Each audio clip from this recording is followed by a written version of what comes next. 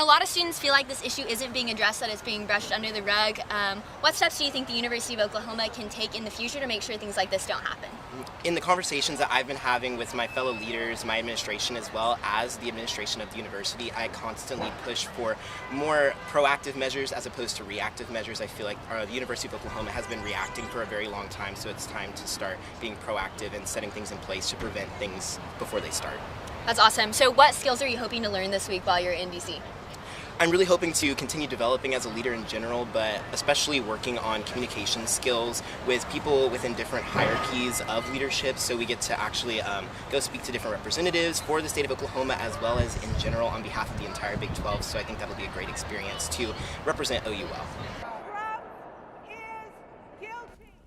Every day since the Senate trial began this week, protesters have gathered in the Senate office building demanding the removal of President Trump.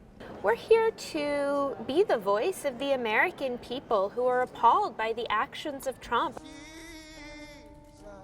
But less than a quarter mile away, another protest. This one from anti-abortion activists, staunch supporters of President Trump.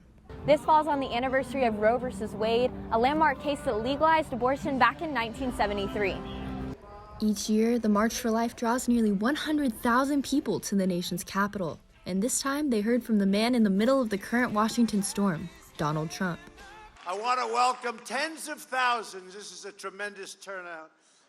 In the large crowd on the National Mall in front of the Capitol is an Oklahoman, Isabella Bullard. The cause is so special to her that she took to social media to raise money to attend. I actually posted on my Instagram story asking if people would support me by donating whatever to get me a plane ticket to be able to come to the march. Washington ends another week still loud and divided. Kelsey Hovanetz, Gaylord News, Washington. As soon as the polls closed on the first primary in the country, supporters from all across the country of native Oklahoman Elizabeth Warren filed into a small sports center in South Manchester, New Hampshire. The atmosphere in the room went from lighthearted to tense as poll results began to come out. While the results weren't what her supporters had hoped, one young man says he remains hopeful. I mean, I feel like this is a campaign that's built to last. I feel like she has nationwide appeal, and she is such a good communicator and understands people. And at the end of the day, that's what makes a campaign great, and that's what keeps a campaign going. Warren's message in New Hampshire centered around her campaign's longevity and unity within the party, despite the fact that no one has ever secured the nomination without placing in the top two in either Iowa or New Hampshire.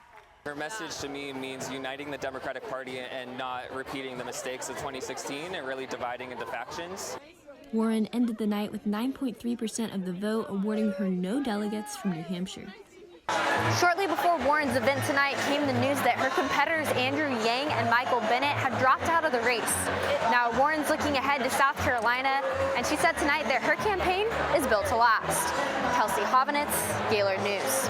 I'll have more on that, and a heated exchange between a fan and a former NBA MVP had some very interesting implications. Sports is next.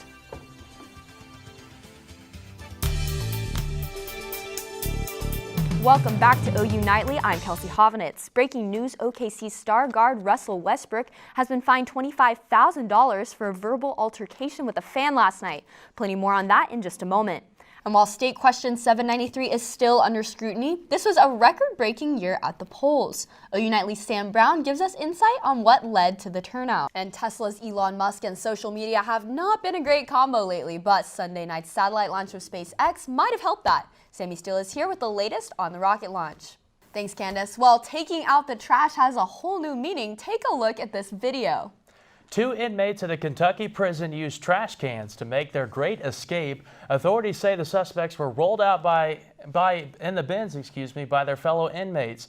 When the coast was clear, they popped out and headed for the exit. Luckily, the suspects were caught by the police later, and the 3 men who helped them escape are now facing charges. An Oklahoma band director now behind bars, a cartoon creator passes away, and a historic space landing. This is OU Nightly.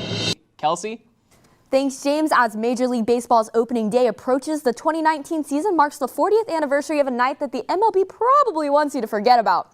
Recently, I got the chance to sit down with legendary baseball promoter Mike Veck to discuss the infamous Disco Demolition Night.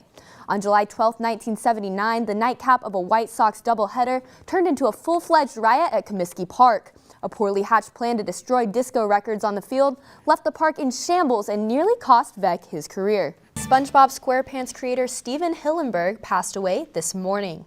The Oklahoma native suffered from ALS. He announced he had the disease last year. Hillenburg was born in Lawton. His father was stationed at Fort Sill at the time. He studied marine biology at Humboldt State University, then switched to fine arts, earning a master's degree in animation. Hillenburg conceived, wrote, produced, and directed the animated series that began in 1999. His death comes just weeks after the passing of another cartoon hero, Marvel creator Stan Lee. Steven Hillenburg was 57 years old.